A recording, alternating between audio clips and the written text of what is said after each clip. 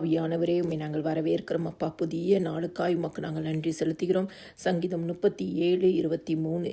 நல்ல மனுஷனுடைய நடைகள் கர்த்தரால் உறுதிப்படும், அவனுடைய வழியின் மேல் அவர் பிரியமாயிருக்கிறார்.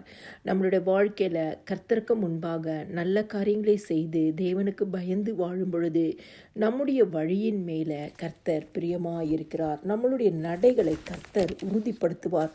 நம்மளுடைய எல்லா காரியத்திலையும் கர்த்தருடைய கரம் கூட இருக்கும். நம் வழிகள் மேலே கர்த்தர் பிரியமாயிருப்பார். சங்கீதம் 40:2 சொல்கிறது, பயங்கரமான குழியிலும் உளையான சேற்றிலுமிருந்து என்னை தூக்கி எடுத்து என் கால்களை கண்மலையின் மேல் நிறுத்தி என் அடிகளை உறுதிப்படுத்தி. ஆண்டவர் நம்மேல பிரியமாக இருக்கணும் என்று சொன்னால் நம்மளுடைய வழிகள் நல்ல வழியில், கர்த்தருக்கு பயப்படுகிற வழியில், செம்மையான வழியில், கர்த்தருடைய கற்பனைகளை கைக்கொள்கிற வழிகளாக இருக்க வேண்டும்.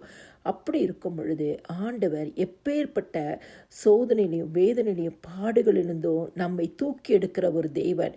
பயங்கரமான குழியான சூழ்நிலையாக இருக்கலாம், உளையான சேற்றாக இருக்கலாம். ஆண்டவரே, இதிலிருந்து நாம் மீண்டு வர முடியலையே என்று சொல்லி தவிக்கின்ற சூழ்நிலையாக இருக்கலாம். ஆனால் கர்த்தர் நம்மை தூக்கி எடுப்பார்.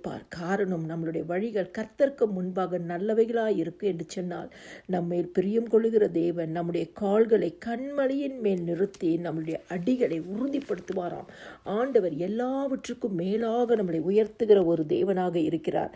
இந்த நாளிலும் நீதிமொழிகள் 16வது அதிகாரம் 9வது வசனம் சொல்கிறது, மனுஷனுடைய இருதயம் அவனுடைய வழியை யோசிக்கும், அவனுடைய நடைகளை உறுதிப்படுத்துகிறவரோ கர்த்தர். நம்மளுடைய வாழ்க்கையில் எத்தனையோ காரியங்களை நம்ம யோசிக்கிறோம், சிந்திக்கிறோம், செய்கிறோம். ஆனால் நம்மளுடைய வழிகளை எல்லாம் உறுதிப்படுத்துகிற தேவன் ஆண்டவராகிய இயேசு கிறிஸ்து மாத்திரமே. நம்மளுடைய நடைகளை உறுதிப்படுத்துகிற தேவன் ஆண்டவராகிய இயேசு கிறிஸ்து மாத்திரமே. கிறிஸ்துவுக்குள் பிரியமானவர்களே, இந்த நாளிலும் நல்ல மனுஷனுடைய நடைகள் கர்த்தராலே உறுதிப்படும். நம்மளுடைய வாழ்க்கையில் கர்த்தருக்கு பயந்து வாழும் பொழுது நம்மளுடைய வாழ்க்கையில நம்மளுடைய வழிகளை கர்த்தர் உறுதிப்படுத்துவார். நம் கால்களை கண்மலையின் மேல் நிறுத்துவார். நம்ம எடுக்கிற எல்லா காரியத்திலும் ஜெயத்தை தருவார். ஆண்டவருடைய ஆலோசனை நம் வாழ்க்கையில் நிலைநிற்கும். எல்லா துதியும் கனமும் மகிமையும் ஸ்தோத்திரமும் என் ஆண்டவராகிய இயேசு கிறிஸ்து ஒருவருக்கே செலுத்துகிறேன். ஆமேன்.